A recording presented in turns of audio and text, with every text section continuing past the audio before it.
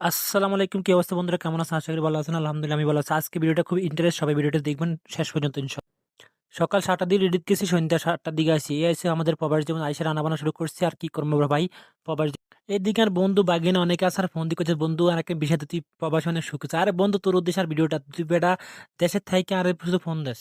বন্ধু বাগিনা একটা কথা তোরে কই, বিদেশে কিন্তু নিজের ইচ্ছা আসা যাওয়াটা কিন্তু অন্যের ইচ্ছা। একটা কথা মাথায় রাখিস, এই প্রবাস জীবনে অনেক কষ্ট পরিশ্রম করতে হয়।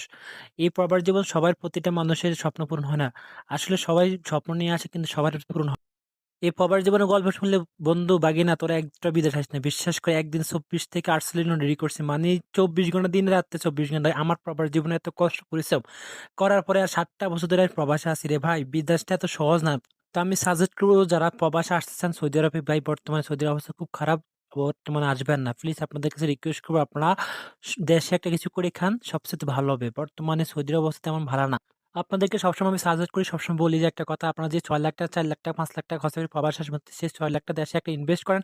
ইনভেস্ট করে একটা চাকরি-বাকরি করেন কিংবা একটা বিজনেস করেন ভাই। বিশ্বাস করেন, আপনার সৌদি আরব থেকে মানে বিদেশে যে ইনকাম করবেন তার থেকে ভালো সুখে থাকতে পারবেন, ফ্যামিলিকে নিয়ে অনেক হ্যাপি থাকতে পারবেন। বিশ্বাস করেন ভাই। তো